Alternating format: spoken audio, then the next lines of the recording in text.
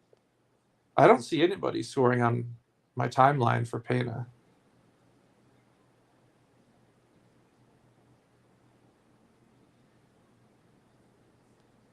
Yeah, that's a wild decision, especially against the champion.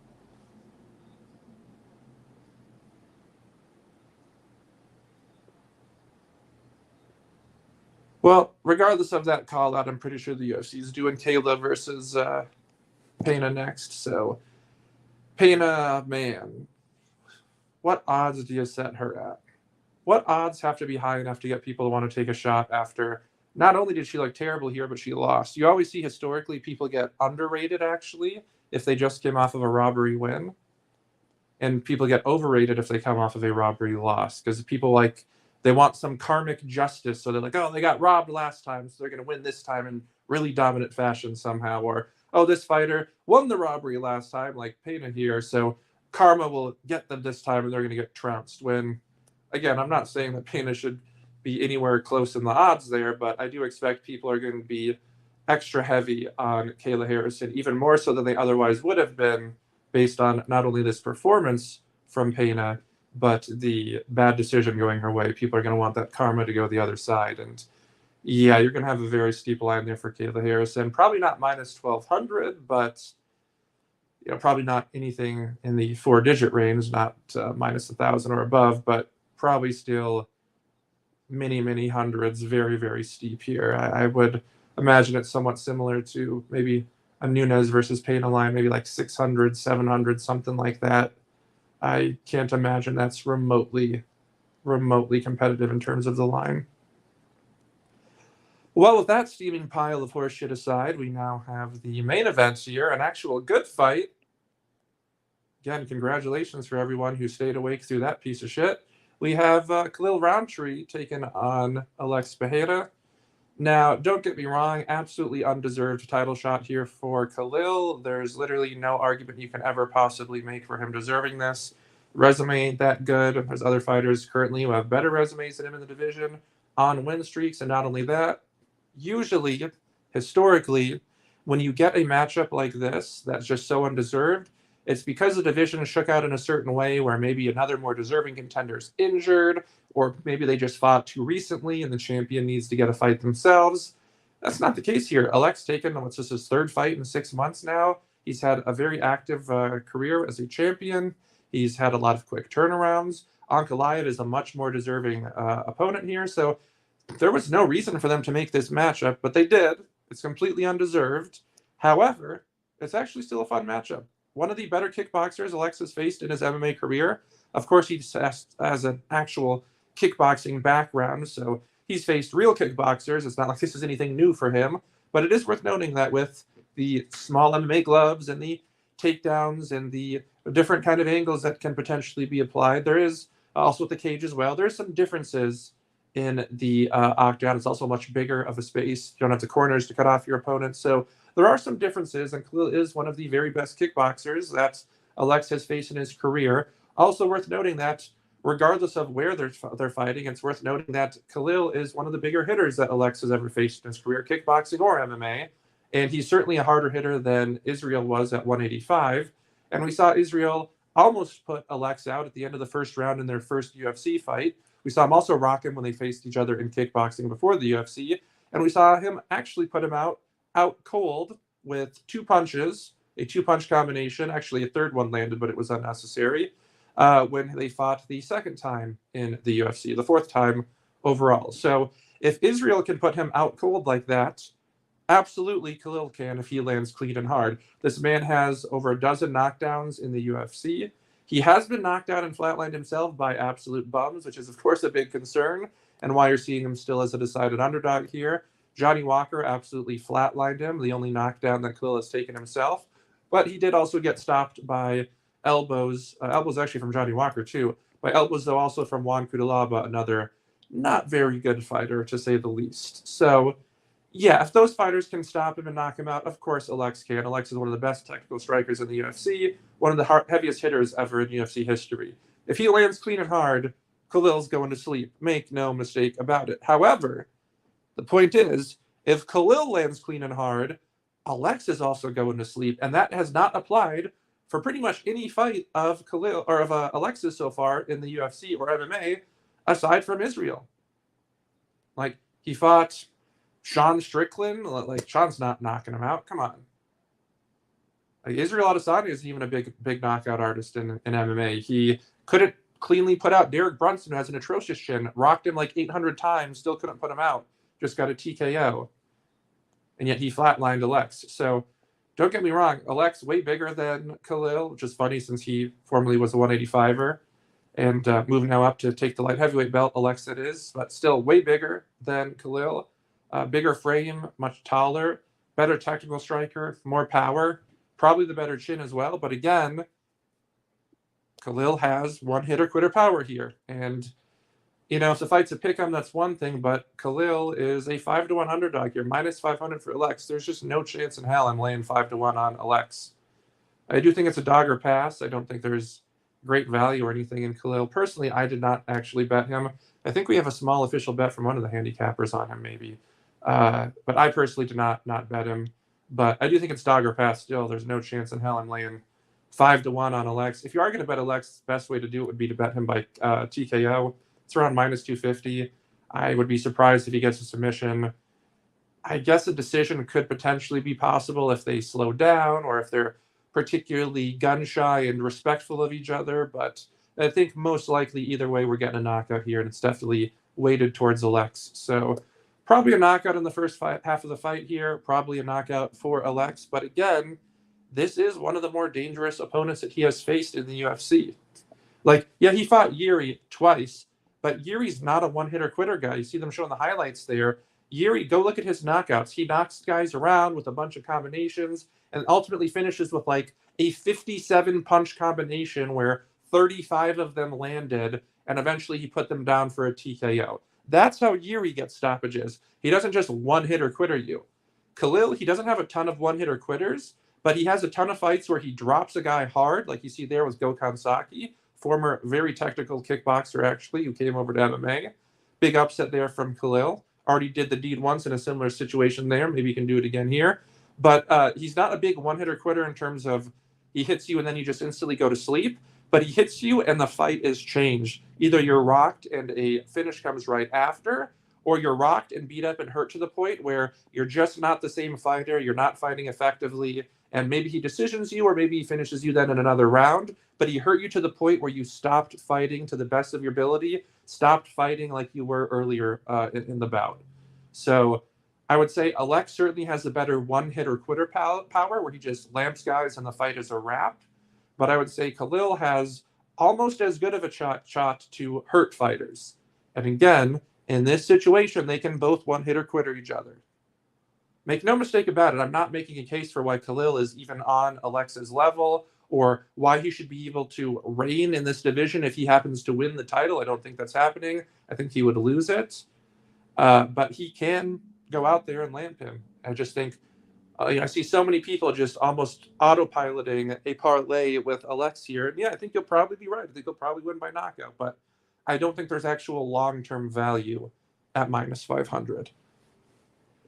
Just want to make that clear. It's not me being, saying like, oh man, it's a 50-50 fight. So like if Alex goes out there and just lamps him in 50 seconds, like don't be like, oh my God, look at that great case you made for Khalil. No, he's still most likely getting lamped. I'm just saying there's enough of a chance that he doesn't get lamped that I don't think minus 500 is worth it. My opinion is relative to the odds. Walk out here now for Khalil. It is worth noting, I don't like to play armchair psychologist too much because I think you can definitely get a lot of opinions and a good read on what a fighter's mental state is based on the walkouts and the stare downs, but I don't think it actually plays much of a factor in the outcome of the fight. Like Khalil here at the weigh-ins, he was clearly nervous. He had super wide eyes, a rigid posture, not in a rigid way in terms of being confident, but rigid in terms of being tense. And again, notably the very wide eyes. That is a subconscious thing that people do where it is a thing that goes back to our ancestors back in the cave days where your eyes get wide to indicate a present danger without having to speak it. So maybe there's some saber-toothed tiger around the corner and you don't want to yell and get its attention. But if you're, amongst your other, tribesmen, your eyes get really wide and they can see on the look on your face, you get stiff and rigid and tense and the eyes wide. there's danger. This is a real thing. This isn't some weird, kooky tinfoil hat garbage. It is the most consistent, most easy to spot, read, or tell of human psychology there is. The nervous, wide eyes. It is as consistent and reliable as it gets. This dude's eyes were wide at the weigh-ins. They were as big as saucers when they showed him walking in earlier on the card. And during the entire walkout, he stared directly at the ground, has not looked up a single time until just now to look at the referee who's talking to him about his mouthpiece, and it's right back down to staring into the mat or staring into the ground right now. So all signs show to complete lack of confidence from Khalil, but again, while I certainly think people would be right in pointing that out, I literally don't think it has any bearing on the matchup. When you see them actually change once they're in the cage, like how you saw Pena, as I pointed out, wow, she actually looks defeated in between rounds 4 and 5 here. And then we saw as round 5 came out, she basically gave away the round, somehow got the decision, but basically stopped fighting from that point on. That was a time where it's like, okay, it's in the fight, it's noticeable, it changed, that can have an effect. When you see a fighter do it before the fight, the reason why I say it doesn't really mean anything is because, again, I've been watching this sport for over 20 years, betting it professionally for almost 15 now. I've seen everything there has to be here. I've seen a million times where the fighter looks like they are about to kill themselves out of fear, and they go out there and perform like absolute hot shit, put the world on fire. So sometimes that stress and the nerves can actually bring out the best in them, gets them into fight or flight, gets them in the heat of the moment, and they actually fight to the best of their ability. Sometimes it actually absolutely destroys them, cause an adrenaline dump as well. That's another thing that can be a big factor with it, especially here at altitude, something to watch out for Khalil, especially if they have early success. Very nervous, have the early success, but then they don't get the finish. Boy, you will see so often fighters just fall off because of that adrenaline dump, which was partially because of the nerves. So that's a time where it can play a factor, but generally speaking, you'll see a fighter look one way, either confident or nervous going into the fight, doing the walkouts, everything, the weigh-ins, the stare downs. But then once the fight starts, 60 seconds go by, they've exchanged some combinations, maybe they've got tagged, and they just revert to their usual typical persona that they have in the cage. That's why I say pre-fight, you can definitely notice a fighter's psyche and be able to actually pretty accurately read it, but it doesn't actually play a factor. What you want to be paying attention to is if it changes once the fight is already going. Like again with Juliana Pena.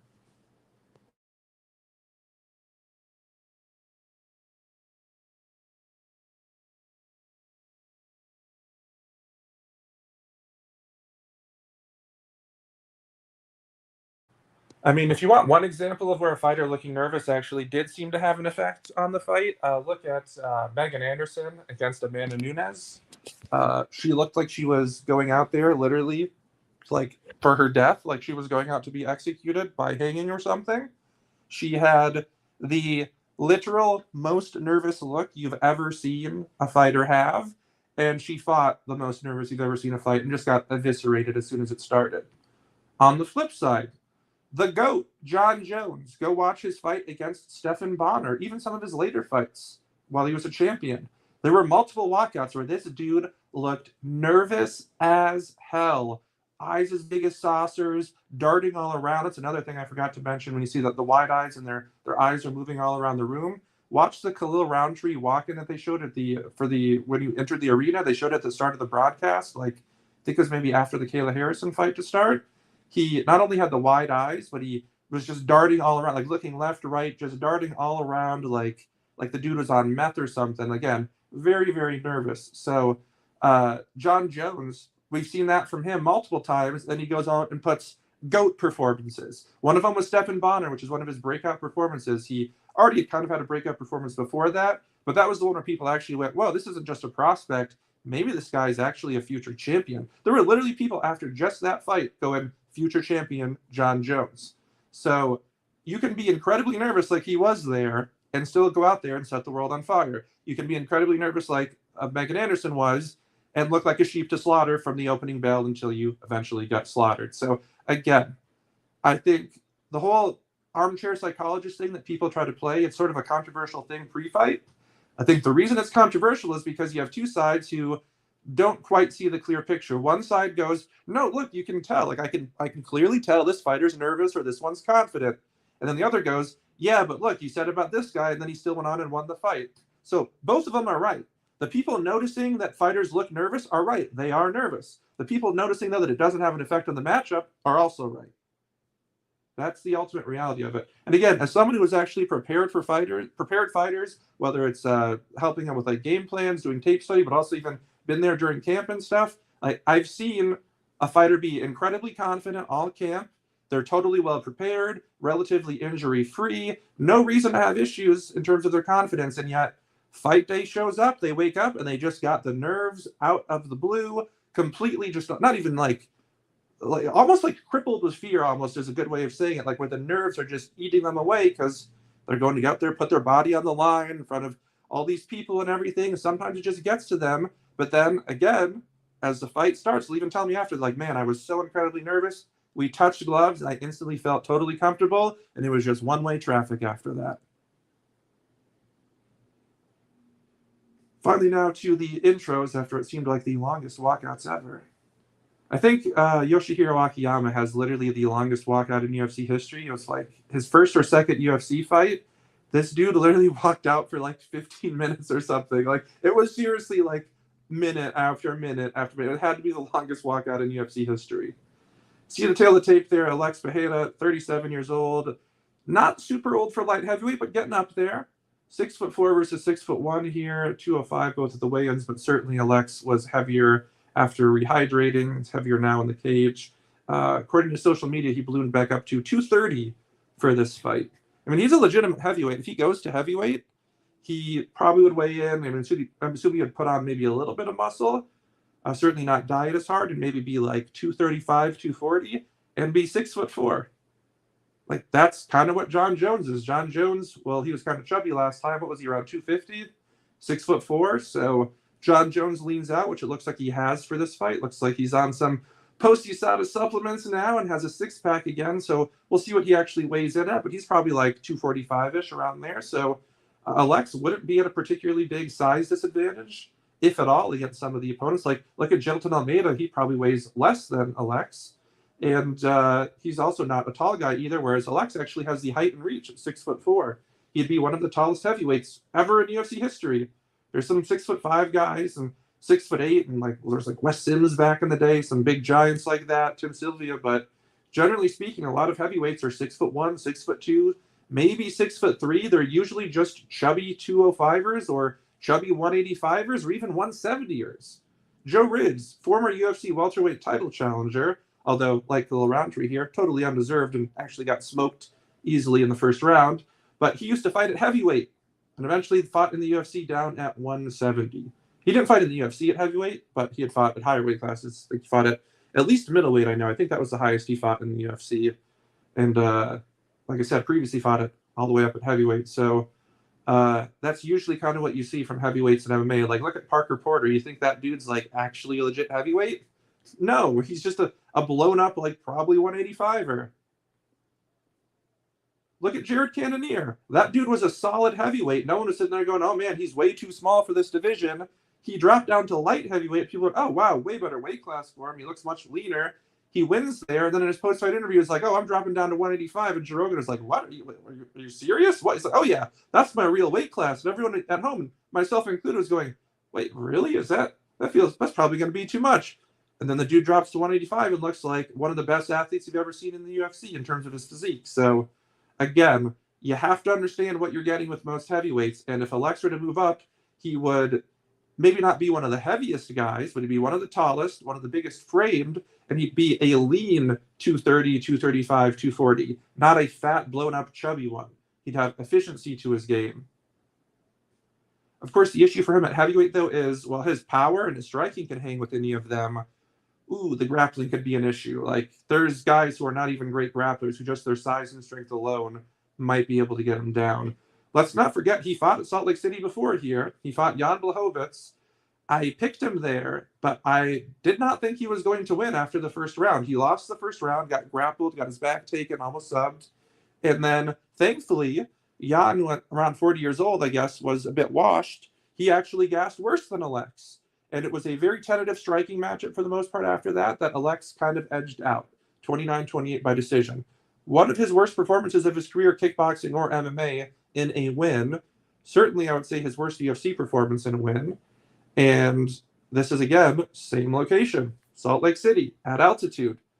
Now, it doesn't seem like fighters have been affected as much tonight as they were in the previous ones. I guess the weather maybe is a bit different here. But I am curious to see how he does down the stretch here. His grappling has not been good in the past. Again, against Khalil Roundtree here, probably not going to matter. But against, like a Jailton Almeida, Jailton Almeida is probably going to be able to take him down. Obviously, Alexa's live in that fight, but that's certainly no gimme. All right, round one underway. Immediate teep kick. Teep, rather. I don't need to say kicks, redundant, but teep from Alex to start. Almost got him taken down. He could have been taken down, but Khalil chose not to. 4:48 on the clock. Nice straight left a second ago from Khalil. Looping right hook lead, followed by another straight left. Just barely missed. He's actually looking confident right out of the start. That's what I told you. Dude looked nervous as hell all week at the weigh-ins, at the stare down, walking out. Like I told you, as soon as they step in and actually touch gloves, start exchanging, dude's totally different mentality here. Looks as calm and confident as ever. He is coming up just a bit short on the straight left over and over. Alex, he's not attempting to parry it that hard. He's using subtle head movement, which leads me to believe he's trying to set up a counter, probably with the check left hook, which is his trademark move. He is great at getting guys to walk forward on him and just hit him with that little quick, short, straight, check left hook over the top. Another good straight left there from Khalil. Actually, it didn't hurt Alex, but it seemed to freeze him a second. It definitely got his attention. Khalil is at least as fast so far. This is what I was talking about pre-fight. On paper, yes, Alex should be the favorite. No doubt about it. He should ultimately be favored to lamp Khalil here, but this is one of the better kickboxers he's faced, and also someone who has the power to lamp him. Good straight right there from Alex. He used a pull back right. He pulled back out of range from the Khalil shot and then countered with the straight right. It looked like it landed. It was hard to see with the angle of the camera. Couldn't tell if Khalil moved his head back to avoid it and just kind of glanced him at the end of the shot, or if it actually pushed his head back. One thing that Alex is great at is setting up traps. When he knocked out Sean Strickland, I did a fight film episode for this over on Patreon. I analyzed the footage. If you want to go watch that, patreon.com/FuriousFightPicks. He threw a body jab over and over and over. He did not throw the left hook until Sean overreacted and over-defended to the body jab, dropping his hands. The first left hook Alex throws is after that happens and obviously knocks him out with it. You look at his fight against Yuri, where he knocked him out with the head kick. He throws leg kicks and body kicks, waits for Yuri to start overreacting to them. He saw he was doing it, and then comes out in round two after Yuri had already been rocked, throws the head kick, and Yuri drops his hands, thinking it's to the body or legs, and it lands clean and flush and ends the fight. So Alex is great at setting up traps. He will do one thing to get his opponent into a rhythm, get them going, oh, okay, he's effective with a left hook, or he's effective with a straight right, and they just keep worrying about that straight right, and then all of a sudden, while they're worried about that, there's a different technique from the other side, or a different limb, whether it's a punch or a kick, that is coming instead, and they don't even see it coming, and then it's game over. You've seen several head kick attempts from Alex so far, both just straight up head kicks and then also a teep. A few teeps. One of them actually landed a bit. Again, the initial one that almost got him taken down. So Khalil said he's not interested in the takedown here. He was obviously telling the truth about that because he had a clear opportunity to. Again, looping right hook misses, followed by the straight left, which did land a little bit on the end of it from Khalil. So far, Khalil is accounting quite well for himself here. Did actually try a takedown there. He caught the leg kick, the body kick, and then tried to do the Muay Thai sweep of the leg underneath. Obviously, he does have that Muay Thai style background coming from Thailand, where he trained extensively. He probably would have not, I guess, followed him to the ground, but you see obviously in Thailand and Muay Thai they'll go for the takedown and then they just, of course, let them back up because it's striking. This is definitely one of the better striking performances we've seen against Alex. He doesn't look as in control as we've seen from some of his other times. Like usually he seems like he's totally in control in the driver's seat and it's just a matter of time before he lands the big shot. This is competitive right now, and Khalil has come up short, just barely short, with some huge power punches that could be a difference maker if they land. As Cormier just said, he wonders how many times he can explode like this without fatiguing himself. That is the downside because these are not landed, so they're missing. And something that people who have not trained usually don't seem to realize is when you miss strikes and you're actually throwing them with power, you're not shadow boxing. It takes so much energy to stop the punch and pull it back. You will gas out twice as fast if you're missing with your shots versus, say, hitting a punching bag or an opponent or sparring.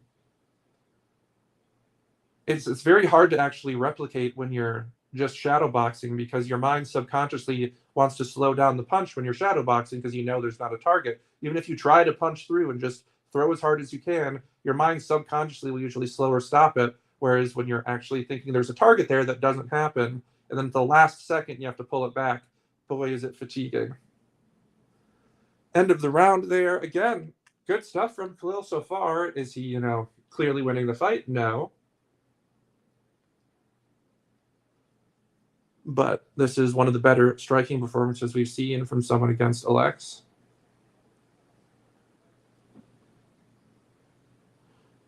Kevin Acosta in the chat here asks, how long until Alex is the GOAT if he wins?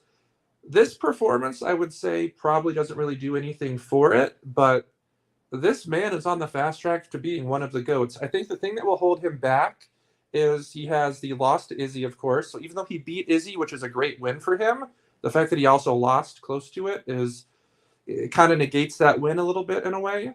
Doesn't hold as much value. And then also he's been fighting in not just the light heavyweight division, but a sort of weaker version of it. So you're going to compare him to John Jones or GSP. He's got to have a lot of wins to be able to beat them in terms of the resume, but he can definitely get into the conversation of being one of the GOATs. I mean, dude, people consider Khabib to be one of the GOATs. Like, not the GOAT, but like in that kind of top 10-ish conversation.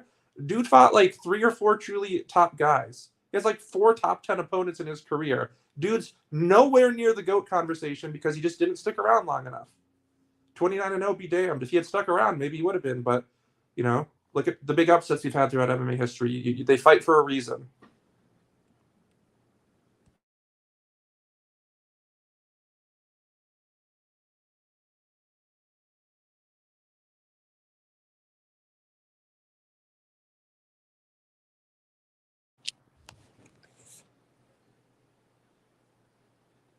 Khalil, a little bit more passive here.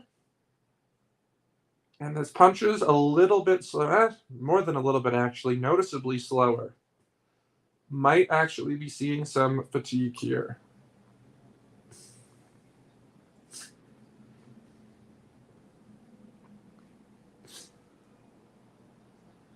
Yeah, just in general, Khalil shelling up more and seems to be a bit, not wilting, but there's a noticeable, like before in the first round, he was pressing forward. He was actually kind of the one in the driver's seat. Now it's Alexis in the driver's seat. Yeah, Khalil's getting tired. You can tell he's huffing and puffing. He's throwing some kicks that are coming up short and slow to return them. See his back's covered in sweat. That was always the tell for Tyron Woodley. As soon as he started sweating from his upper back, he would gas. Be like 4 minutes in the first round. If the upper back sweat was there, gassed. If it wasn't there, he'd still have cardio. As soon as the upper back sweat started, Tyron Woodley was done. And see that from from Khalil here. I know, yes, they put like the water on him between rounds and stuff, but it looks like there's actually sweat from him there. And his punches are coming slower.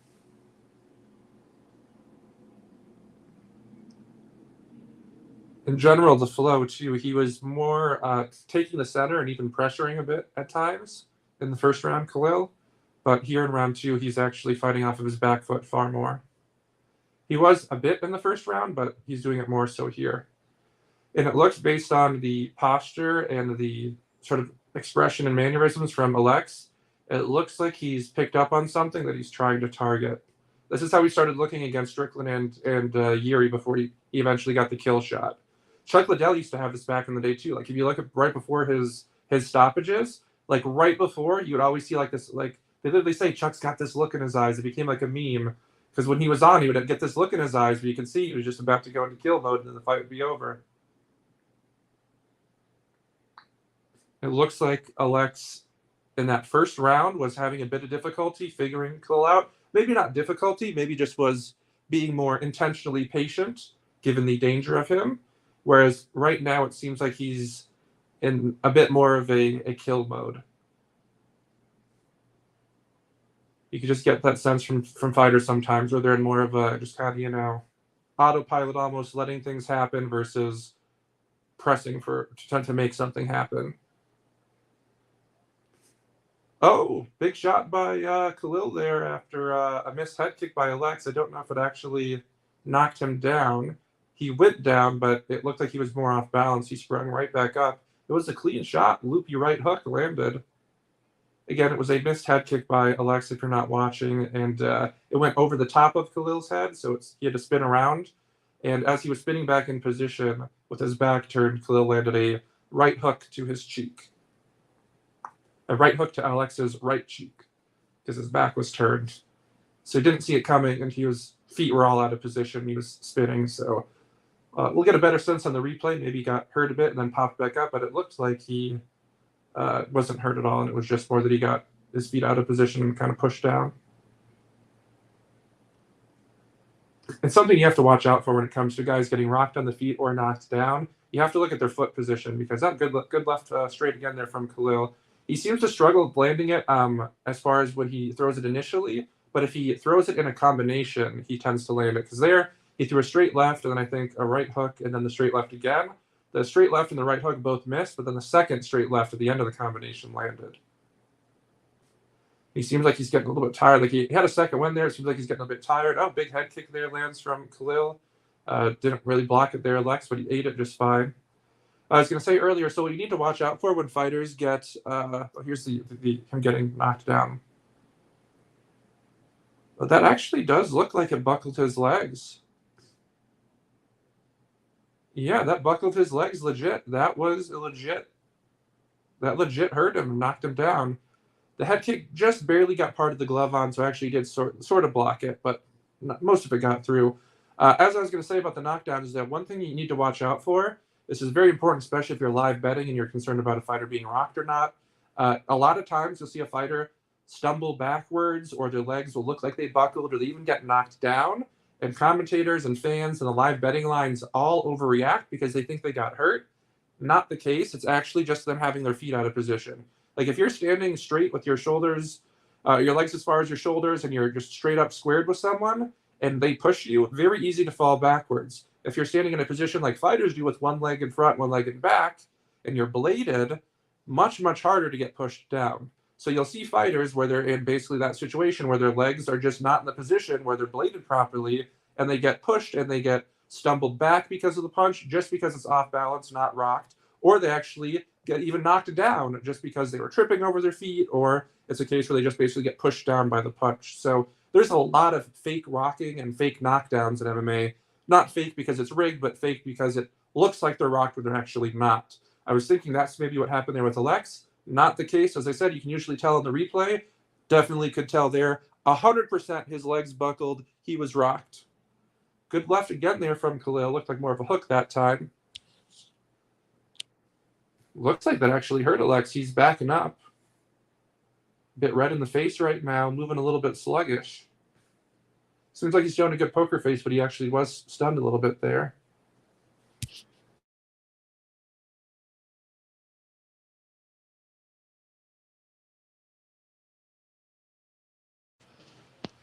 I mean, like I was saying earlier, I mean, right now, Alex, he's probably winning the majority of the fight and everything. He's outlanded him in that.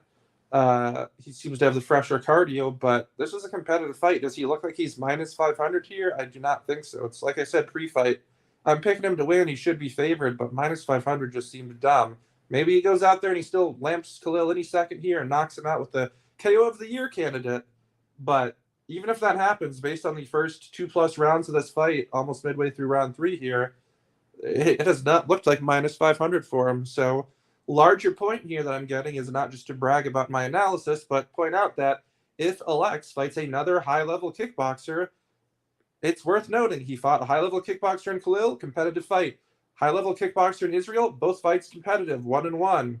competitive fights, even when they fought in kickboxing too. Israel actually won the majority of them despite losing a controversial decision and then a come from behind knockout. So Alex, when he faces other truly high level kickboxers, don't get me wrong, he doesn't get exposed, he doesn't get fraud checked. He's still elite himself. He still should be favored, but he is not like this just absolute unbeatable monster on the feet that no one can hang with him. That's very clear. And the line of him being minus 500 against a kickboxer, the quality of Khalil, was basically saying that that should be your mentality, that this is an unbeatable kickboxer on the feet that no one can hang with. That's dumb. Totally asinine.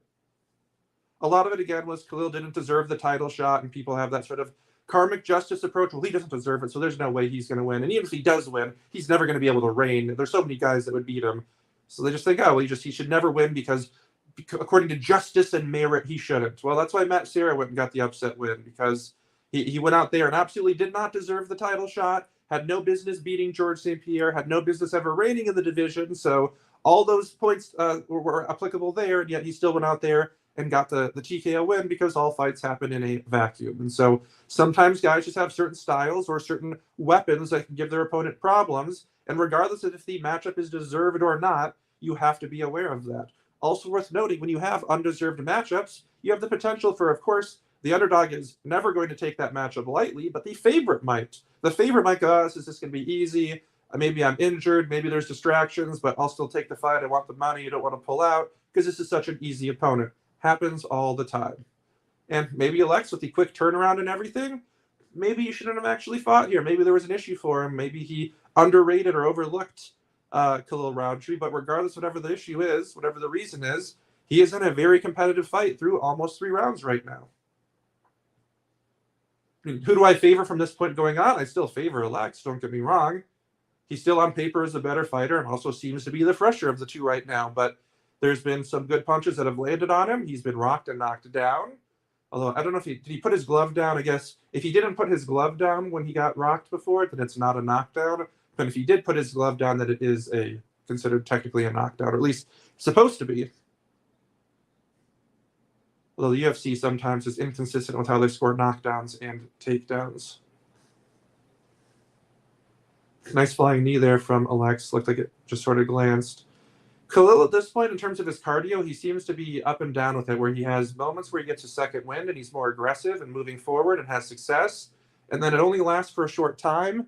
And then with all that big muscle on his frame, he starts to get tired. And now he's backed up against the fence, circling, fighting off of his back foot for extended periods. And Alex is starting to have success. Basically seems like who's ever fighting off of their front foot and forcing the other to be off of their back foot, that's the one who's winning.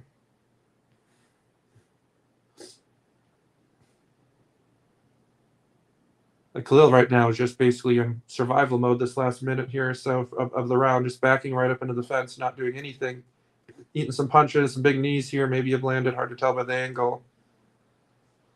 Khalil's starting to show some wear and tear on the face, cut under his right eye, kind of a decent-sized cut, not in danger of stopping the fight or anything because of the location, but decent-sized cut. No real swelling under the eye, maybe a little bit above.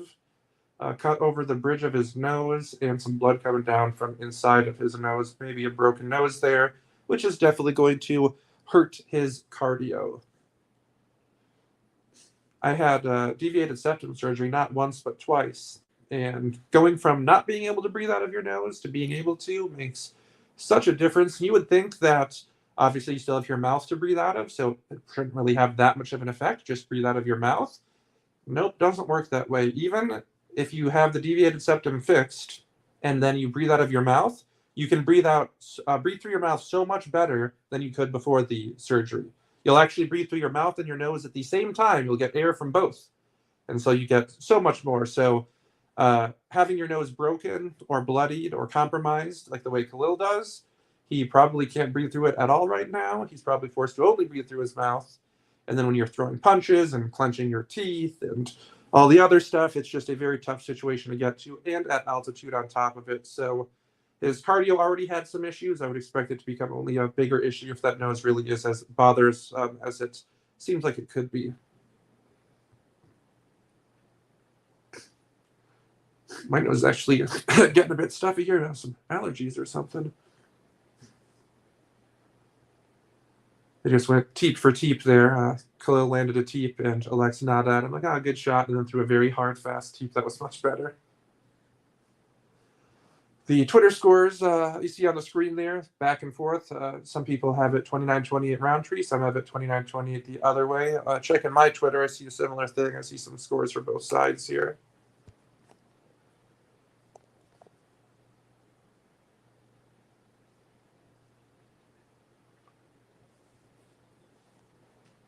I mean, at this point, it seems like Alex is going to go on to win the fight for not just the fact that he's a better fighter, but also the cardio seems becoming an increasing issue here. Khalil started to eat some kicks, not really defending them.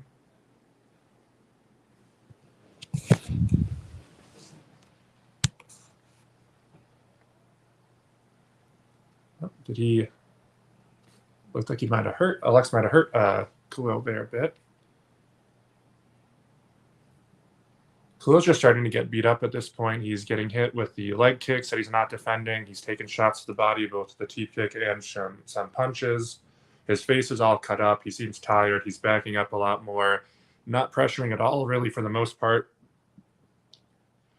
Basically just backing up this entire round here. Alex, I don't think he has a scratch on him right now.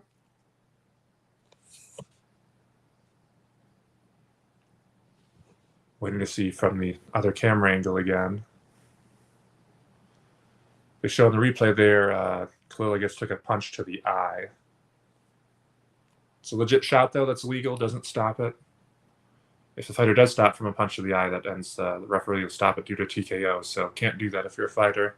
Surprised you don't see more punches to the eye affect fights. You think that'd be a bigger target that would get hit more. Right now, they're flurrying a good amount, and Alex is absolutely getting by far the best of it. Surprised Khalil's chin's holding up as good as it has. It seems like the blood is really affecting him now. He has a lot of blood all around his face. Looks like there's cuts above his eye. His blood is all over his chest and stomach, covering his shorts now, too. He's starting to just do the double earmuff defense, where he's not actually trying to avoid individual strikes because he can't see. He's just putting his back basically up to the cage and putting both arms up to try to block. This is a time where Alex starts getting into kill mode and really gets the job done. He's able to pick apart your vulnerabilities, get you to do one thing, go where your defense is not, and that's what we're seeing. Big double up on the right hook, rocks Khalil backed up against the cage across the octagon, circling with his back against the cage, almost just turned away, double up on the right hook again, another big right hook, another big right hook. Partially landing some of them, partially blocked, but even when they're partially landed, it's like moving Khalil's entire body to the side. He is in complete, utter survival mode. Like I said, that cardio became a very big factor in that last round, and you can see Khalil was a different fighter ever since then. It's not been the same dynamic of the fight ever since about midway through the third round. Khalil absolutely battered. He now has cuts above the eye for sure. Looks like it's actually starting to swell into the eye and affect his vision. Expecting we'll see the doctor in between rounds here. Remember what I pointed out earlier. If a fighter tells a doctor they can't see, they know what that means. They know that's telling the doctor, I want out. They are told backstage behind the curtain before the fight, if you tell the doctor that, I'm considering it the same thing as saying I quit. Doesn't matter what you say, no matter how much you protest, you say I can't see, it's over. I mean, he's just literally backing up. I mean, the ref could actually just stop this as a standing TKO at this point. He's in beyond survival mode. No really punches back. Not proper intelligent defense. Just, again, the double earmuff defense. No head movement, no bobbing and weaving. Back flat against the cage right now, throwing hooks while eating hooks in return while his aren't landing. Oh, he's rocked right now. He took a big shot and just threw the slowest right hook you've ever seen. Huge body shots by Alex. Those just caused Khalil to go down. That's a wrap. Yep, ref stops it. Body shots are ultimately what did the job there. Like I mentioned with Alex, when he gets into kill mode like that, he puts your defense in one area and then goes where it isn't. Like when he, with Yuri, made him go for the leg kicks and body kicks, drop his hands, and we went for the head kick when the head was exposed. Like against Sean Strickland, over and over through the hard body jab, waited for him to overextend with the defense for that. Then he went for the left hook. Here he powered with the right hook over and over and over, got Khalil to do the double earmuff defense, the traditional boxing defense like Tito Ortiz versus Chuck Liddell back in the day. The great coming out party for why that boxing defense just does not work in MMA. There it was the head strikes that got him. Here it was the body shots that did the job. Once Khalil had the arms up like that, his body was completely exposed and Alex threw at least 2 hooks. There was a sort of a shovel right hook uppercut and then a big left hook to the body. There might have been a third right in there as well. And then I think there was also a right hand to the head as well, but the head shot isn't what did it. It was the body shots. So, like I said, did Khalil deserve to be as big of an underdog? 5-1? No. He was much more competitive than 5-1 said. The best bet there was Alex to win by TKO at minus 260. Also worth noting, in the live betting Discord in round 3, we max bet, Balboa over there max bet the money line on Alex. So that ended up winning, obviously, as you see there. So big night for the live bets. Hit 3 different max live plays. I think maybe even some more on the prelims. So big night for the live bets. Not sure about the pre-fight bets. Got to check the results once they're all updated. But big night for the live bets at least. Again, if you want access to the live bets, they're available in the Discord, which you can get linked over on the Patreon. That's patreon.com/FuriesFightPicks. Or you can go to furiesfightpicks.com. Sends you to the same place. Have the betting tier where you can get all of our official bets pre-fight. Also the live betting Discord. There's pre-fight podcasts, post shows, pick articles, written breakdowns, stats, trends, fight film episodes, fantasy fight forecasts, lecture episodes, all sorts of stuff over there. Membership start at just $9, so check it out. There you see the damage to Khalil's face. Big cut over his right eye, medium cut under the right eye, big cut across the bridge of the nose as well.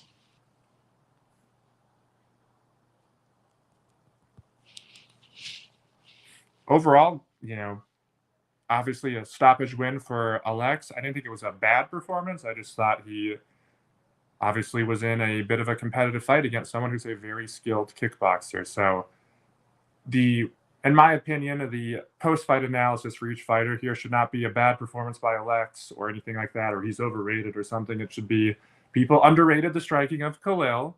He performed well for himself. His stock should rise, and Alex should basically stay the same, except for the fact that, again, some people overrated him in the sense that they thought he was this indestructible, unbeatable striker who basically no one could hang on the feet with him, when that's just simply not the case.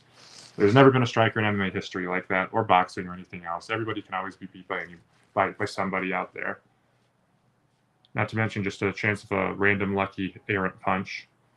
As far as the live bets, I don't have the exact stats, but like I said, it was definitely a big win for them with multiple max bet wins, at least 3 of them. As far as the official bets, pending the main event, we made over 5 units. So let me see, what do we have on the main event here? Try to do the math in real time, but made at least 5 units on this, and then, well, I guess if we lost something on the main event, maybe we made a little less than 5 units. But as of now, made around 5 units on this event, made around 7 units earlier in the week. So double-digit unit week, big week there. That'll put us up definitely over 50 units, I think over 60 units actually now for the year.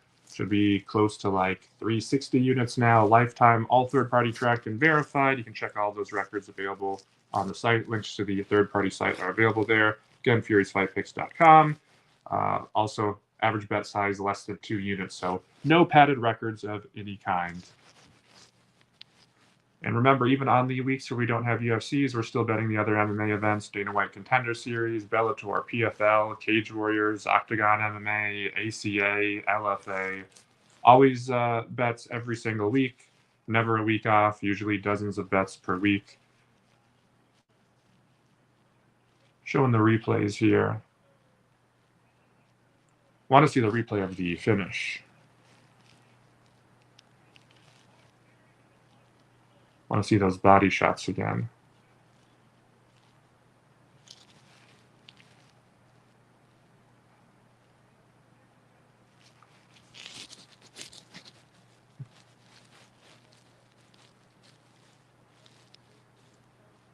Khalil just started getting beat down. Here we go. This is the finish. Right hand over the top, big right hook to the body, big left hook, and then it was a right uppercut was the final shot, but it was the body shots that put him down.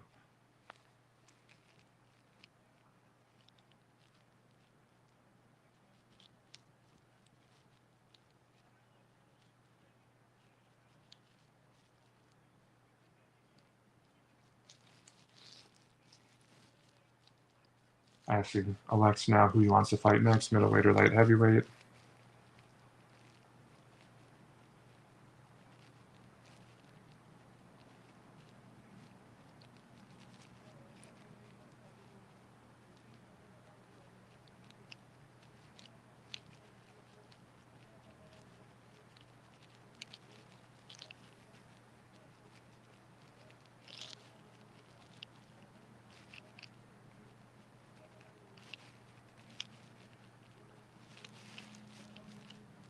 Conor McGregor calling for Alex versus Jones. I'd love to see that fight. Well, at least prime John Jones. Who knows what version we get now? But even now would be a great fight. Don't think, though, that John Jones wants any part of real competitors at this point. He just wants to get the easy Stipe win and then ride off into the sunset.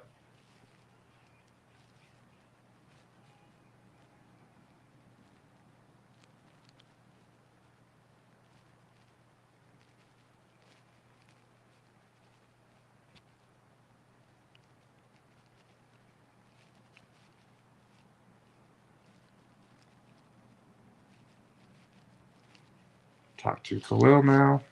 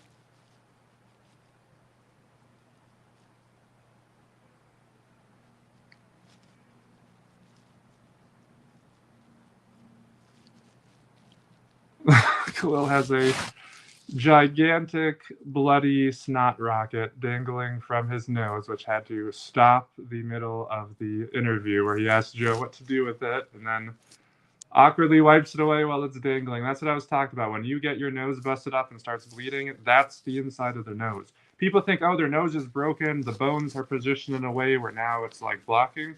That I suppose could happen, but what happens usually that messes up their nose is two things. One, the damage and the trauma causes swelling, and then that can just close it up. But also the bleeding, and then mixed with mucus and other stuff, it gets clogged with all the snot. Also because it's kind of compromised, it's not able to drain properly. It's just a terrible mix of all sorts of bad. That's why when a fighter gets their nose busted like that, it's usually no breathing out of it the rest of the time. But credit to Khalil for putting on a good performance. Like I mentioned pre-fight, I expected him to actually acquit himself well here, not win the fight, of course, but do well for himself. And he certainly did that. So I hope people give him some of the respect he deserves. People are just totally underselling his chances here. But ultimately, he did face someone who is a better fighter. Khalil is a good fighter himself, but Alex is obviously one of the very best strikers we've ever seen in the UFC. So not a bad performance by Khalil. Like I said, I hope it raises his stock, despite the fact he did ultimately get stopped here. In terms of my thoughts going forward for Alex, if he fights at light heavyweight, you got to do the Ankalaev fight next. I don't know why the UFC didn't do that for this one. They should definitely do that for his next matchup. In terms of that, they had released odds before for that, and Ankalaev was minus 250. I don't understand that. Why? Huh? How?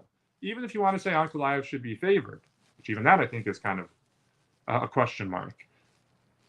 Minus 250, like a decided favorite? Who is Ankalaev beat?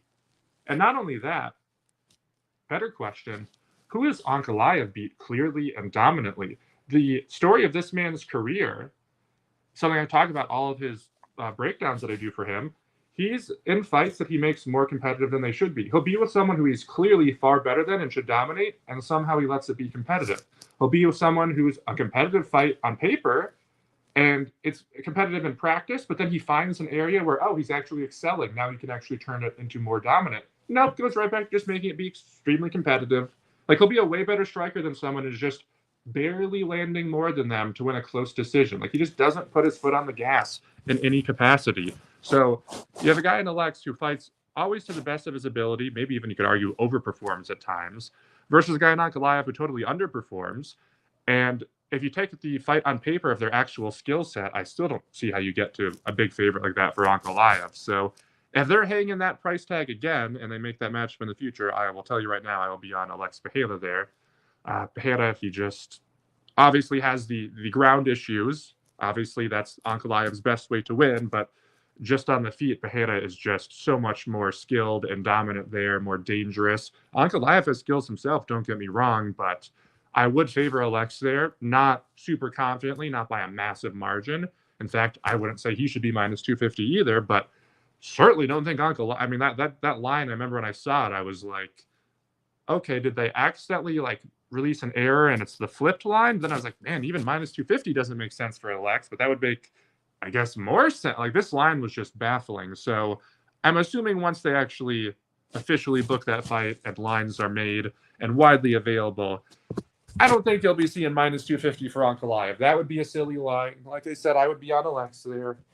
I think even if you favor Ankalaev, you'd have to bet Alex at that price. So I think that's probably the fight they should do next. Yeah, you could do another Izzy fight, I guess, at some point.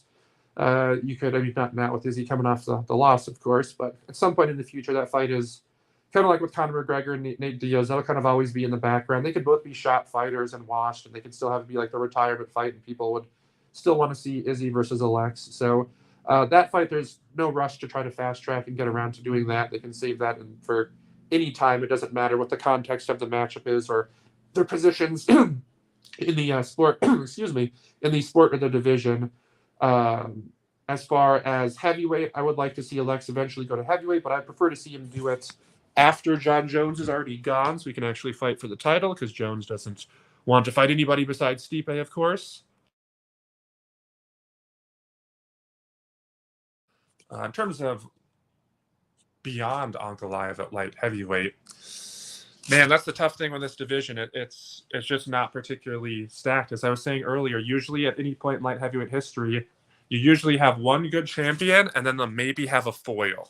So yet again, Tito Ortiz, his foil was Randy Couture, and then it was Tito Ortiz and Chuck Liddell, and then it was Chuck Liddell and Randy Couture.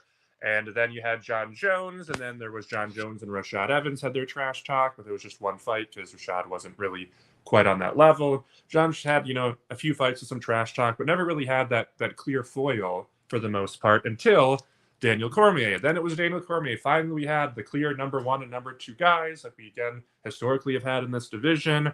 Daniel Cormier lost both of those fights, so that was a wrap. This is just usually what light heavyweight is. You have one great fighter, and then at times he'll have a foil where they'll make 2, maybe 3 fights if they're lucky, get a trilogy out of it, like we saw with Chuck and Randy. So light heavyweight, you're just never going to have a deep talent pool. So Alex in this division, it's kind of uninteresting for him long term. You have the Ankalaev fight, and then outside of that, nothing really stands out as being too interesting. Whereas he goes to 185. Obviously, Chimaev has dropped off a bit in terms of his hype.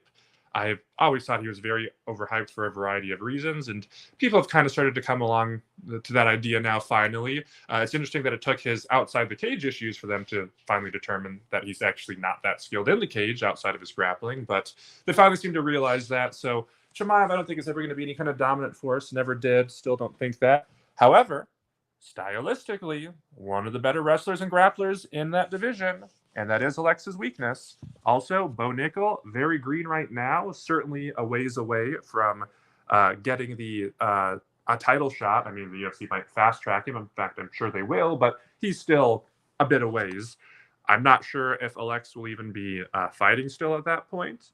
Not sure if, obviously, he'll even be the middleweight champion. Obviously, right now he's only the 205 champion, but if he were to drop back down to, say, 185 at some point in the future, let's say he fights Dricus. I would absolutely favor him over Dricus on paper, but I think that's a very competitive fight because of the takedowns and grappling of Dricus. I think he could absolutely have a shot at mauling Pereira if he gets him to the ground. If Pereira gets taken down there, Dricus is going to do some damage to him. He's going to be in some trouble there. So, sorry, I'm trying to read and talk at the same time. So I would say that's a competitive matchup. I would favor Alex just because of the horrible striking defense of Dricus, but that's a close fight on paper. But let's say Alex wins that. He's now, let's say, the double champion again. He now holds 205 and the light heavyweight belt. Let's say he's already beat Ankalaev as well. So we're talking about like over the next year, he beats Ankalaev and Dricus. Two matchups that are tough for him, but I would favor him in both. He's double champion again. What's the more interesting division now for him to fight in? Move back up to 205 and, oh, hey, Johnny Walker's on a 3-fight win streak. Yeah, let's have that. Get out of here, dude. There's not going to be anything. Oh, well, Vincent Prue, or what's there going to be? Ryan Spann, like, come on, like light heavyweight is so garbage outside of the top guys. Anthony Smith, yeah, have that fight out of it. Like, no, there's no one for him. Whereas, I don't know, a year from now, maybe Chimaev actually back in the cage consistently. Maybe he's got some nice wins. All of a sudden, people going, hey, finally Alex versus a grappler. Look what happened against Jan Blachowicz before Jan gassed. Look at even some of the other fights earlier on for Alex, where his grappling has shown to be a bit deficient. You know, obviously, I think people will be down for that matchup. Also, Bo Nickel, maybe a year from now, some extra seasoning with his wrestling background.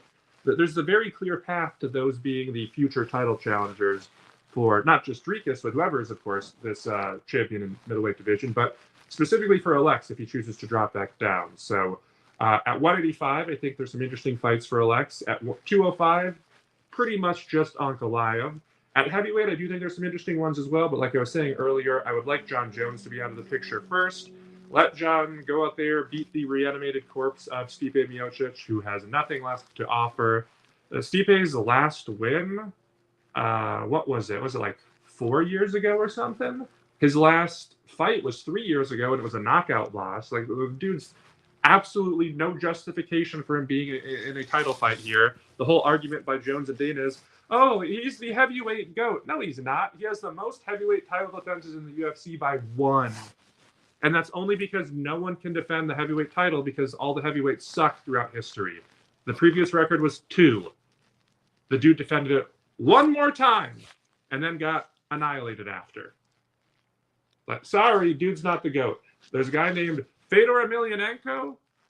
Maybe some of your newer fans haven't heard of him. There's literally zero argument for anyone being the GOAT over him. Like, I was not a Fedor hater or anything back in the day, but I did think people absolutely overrated him. They acted like he was unbeatable and could never lose to anyone. Of course he can. It's the same thing with like how they acted with Khabib. Exact same mentality. No, his chin's too good. His recovery's too good. He's unbeatable. Well, unlike Khabib, Fedor had around 30 fights where he was effectively undefeated, had 1 loss via cut, so it doesn't count. It was like 37 seconds in. And then he was basically undefeated after around 30 fights. I think it was like, what, 29-1 or 30-1 or something like that, with the 1 loss again being BS. And then he started losing, and then he lost a bunch because he stuck around too long. That would have happened to Khabib eventually, too. So Fedor's still the heavyweight GOAT, and it's not close. Stipe Miocic has no argument over Fedor as the heavyweight GOAT. Now, if you want to say the UFC heavyweight GOAT, I mean, I guess, because again, there's just like no other fighters to really be in that conversation. But that's such a low bar that it's like doesn't even mean anything. It's basically being like, hey, we just added a super heavyweight division, and it's only been around 8 months, and there's been 2 champions. The second champion, they're the GOAT. Like, well, let's just, let's wait a little bit and see how things shake out here. Like, eventually, I'm sure they'll actually come along some real legitimate heavyweight super prospect who becomes champion and actually like puts together a real title defense run like we've seen in other divisions, 5, 6, something like that. Stipe Miocic and his GOAT claim is complete bullshit by the UFC to try to just make an excuse to have that matchup take place. So John Jones is going to go out there. He's going to beat that corpse. He's going to beat the zombie form of Miocic. That is the most uninteresting matchup in UFC championship history, basically. Maybe only second to Pena versus Pennington from tonight. Although that one should at least play out in a more exciting fashion. Should get a finish there. So John Jones wins. He retires. No question about that. It's funny. I remember when John Jones first returned, and before he fought God, I remember watching interviews, and I remember saying, I was like, this dude isn't back to actually make a run. He wants to beat Gon, defend against Stipe, and retire in New York. It's clearly his plan. He had like subtly put out little hints throughout his interviews, and everyone was like, conspiracy theory. He's coming back to get 10 title defenses and prove he's the GOAT. Well, now everybody knows exactly what John Jones' plan is. And again, it was always out in the open. I pointed out not to be like, I'm so smart. Look at me. I picked up on this. No, John Jones made it clear. Go back and watch his old interviews. This dude doesn't really want to fight. He's with Mo Green at his camp and stuff. Doesn't have a real camp. Doesn't want to face real opponents. He's just here to get basically like a fake double champ title and then bounce off. So I don't even consider that fight a real title fight. Tom Aspinall is the UFC heavyweight champion right now. He's absolutely the #1 heavyweight in the world. Prime John Jones would beat Tom Aspinall. I don't know about this version of John Jones. He's clearly doesn't physically look good, at least.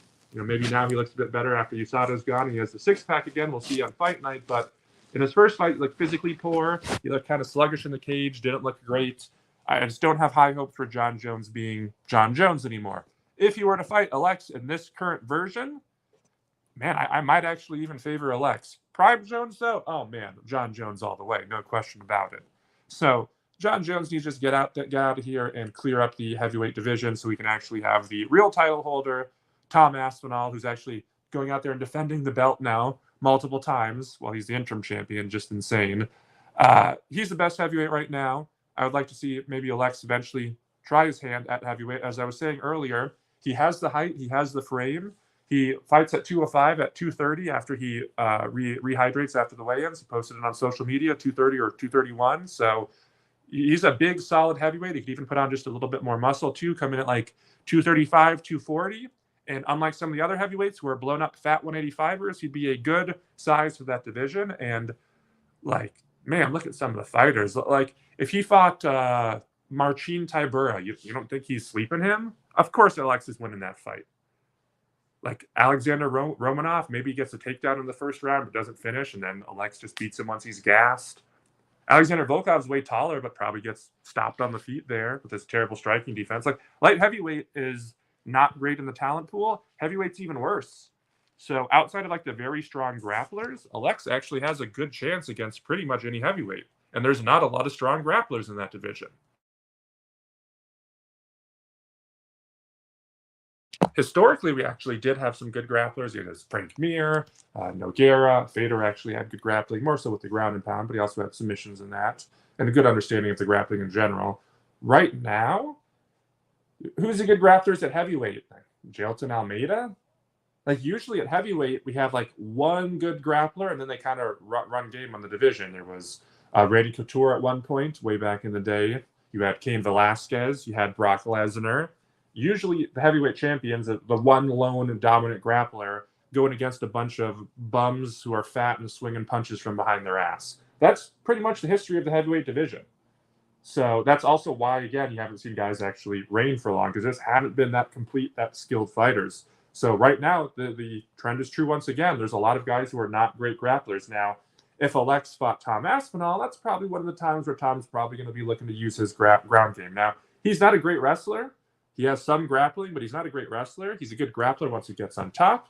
But given his size, his speed, and just using that mass to try to run through, basically, Pereira, if he were to shoot a takedown, Pereira's probably getting taken down by Tom and probably tapped out. So I would favor Tom over him, but a lot of the other fighters in that division, I think Alex would be very live against. Jailton Almeida obviously could take him down and potentially ragdoll, and that's another tough stylistic matchup. But I mean, guys like Derek Lewis, who despite like losing a bunch lately, he's still like up near the top of the division, top 10 in that. It's not a skilled division. So I think as far as the future for Alex goes, there's interesting fights in each division for him right now, but not that many in each division. There's one or two in each of them that's particularly interesting. Again, 185 right now, Bidrikas. And I mean, you can still have him fight Whitaker or Strickland again, I guess, if Strickland went on a win streak. And I mean, those are still solid fights, not so much the Strickland one. An Izzy rematch. I mean, there's still a lot of matchups there with the strikers that could be fun, but in particular at 185, it's the future grapplers with Chimaev and Bo Nickel as he gets some more seasoning. At light heavyweight, it's Ankalaev and not too much else. At heavyweight, it'd be Aspinall and maybe a Jailton Almeida or if some other good heavyweight moves up the ranks. So very excited to see the future of Alex. As for Khalil, I don't want to say that he actually, planted himself as a firm top light heavyweight after this performance, but he did show that he can hang with the best of the best in the striking. We definitely saw that. The problem with him is he still has a bunch of other issues in his game that are going to be exposed. And he's fought guys like Dustin Jacoby, who's fine. He's fought in kickboxing and that himself, but he's not, an elite fighter in the UFC or anything, not even close. And Khalil won a controversial decision there where did not look good. So Khalil, even against other strikers, has actually had some not so great performances, knocked out by Johnny Walker, TKO'd by Juan Cutelaba. So I still think he is kind of who he is, but I think people after this will finally get the understanding that, hey, if he's facing another striker, you have to consider him at least somewhat live here, even if it's against the best of the best like Alex. Because as you saw, up until he tired out and started getting beat up, this was a very competitive fight. Some people actually had him up 2-1 after 3. So interested to see where Khalil goes forward. I don't see him ever really being like a dominant champion, even if he ever happens to win the belt. Probably doesn't even win the belt. But it depends, again, who's at the top of the division. If we just get this vacuum at the top where the good fighters leave, like Ankalaev for some reason is gone, Pereira's gone. I mean, if you have like Johnny Walkers and Juan Cutelabas of the world, they're just filling out the entire light heavyweight roster. I mean, I would favor Khalil in rematches over both of those guys for sure. I think he should definitely be favored and would win them. So, like, maybe he has a path to becoming the champion if the division just weakens so much. But as I said before, again, historically, by one way or another, light heavyweight and heavyweight always seem to have 1 or 2 really solid guys at the top. And I think Khalil just isn't going to be able to get past those 1 or 2 elite guys. But again, the lower level guys, I think now he has firmly shown that he can not just compete with them, but also actually should be favored against them. So in terms of the post-fight show here, I don't really think there's too much else to say. Someone asking, why is my audio so bad? So I had the mic that I'm using now is the same one that I record for the pre-fight podcast, and it sounds great on there. But I believe it's my internet connection. Again, I'm not using my normal Wi-Fi because it's been down all night. I'm using my hotspot, and I believe it is the internet that is causing the audio quality to be so poor. I know it's not the streaming setup because I had this issue at times during the last watch party when my internet would get slow, but the other people in the watch party had no issues. Their video was crystal clear. I was on video for that one. Their video was crystal clear. Their audio was crystal clear. But then mine, when I went back and looked at the broadcast after, my audio was poor and my video was very grainy. But if you've seen over on my Patreon or even some of the free stuff I posted before, when I use the same camera, the same microphone, things come out in 4K, crystal clear audio, everything's professional, everything I have is expensive. But I think it's something with the internet setup. I am live streaming from my iPad. I wonder if potentially maybe that has something to do with it. Maybe there's just something with the components in it that it has trouble handling everything going at once. Not quite sure, but to answer the question from Ice Beer Enjoyer, who tells me to get a decent microphone is a better investment than Gucci socks. I do have Gucci socks. I guess you've seen me wear them before. Believe me, I spent more on my microphone than those Gucci socks. And yeah, not so great. Someone else says, K Price here, everything been clear on his end. So like I was saying, I think it might just be something with the streaming interface. I'll have to look into that more for next time. But like I said, it's definitely not the mic. I promise you, go back and listen to my pre-fight podcast or anything pre-recorded. My mic quality and my camera quality are on point. It's something with the stream. So apologies for that, though. I will try to get that figured out for next time. But as for this episode of the podcast, not too many questions here. Actually, I had a lot more questions the last time out because it was a much more interesting card. It seemed like there was not much hype going into this one, and even looking at Twitter seemed much less active than your typical pay-per-view. So it seemed like people didn't have that much interest in this one, but appreciate those of you who did happen to join. Have about 2,000 of you in total here. Had about 6,000 last time around. So appreciate you all for showing up. Appreciate those of you who shared your comments. We'll be back now for the next UFC event. We'll be having our usual slate of pre-fight bets. The live streams are specifically only for the UFC pay-per-view. So the next watch party will be for the next UFC pay-per-view, which will be UFC 308. Good card there, a better card as a matter of fact. In the meantime, though, we'll still have all of our other content for the Fight Night events and the other non-UFC MMA cards. We have staff pick articles every week, a bunch of bets for all the different MMA. Dana White Contender Series, ACA, LFA, Bellator, PFL, all that jazz. So there are no weeks off for the official bets. Also have the UFC live betting Discord available as well, which you can get access to, again, via the Patreon at patreon.com/FuriesFightPicks. And again, all of our bets are third-party tracked and verified, at least the pre-fight bets. There's no way to track live bets, but the pre-fight ones are all third-party tracked and verified, up around 60 units this year and around 360 units lifetime. and average bet size under 2 units. If you want to tail those for future events, again, furiesfightpicks.com or patreon.com/furiesfightpicks. Definitely get in on the live betting Discord. In addition to us winning around 10 units this week on the pre-fight bets, hit multiple max bets in the live bets. Had Balboa handling that while I was doing the live stream here tonight. So if you're in that live betting Discord, you made bank in addition to those pre-fights as well. So congrats. Hopefully you guys also made money on any of your own personal bets you made as well. Hopefully my analysis was useful to you and could provide you with some extra insight to help you make some money at the end of the day. Entertainment's always nice and everything, but priority number one for Fury's Fight Picks with all of our content is to give you either analysis or outright bets that make you guys actually put more money in your pockets at the end of the day.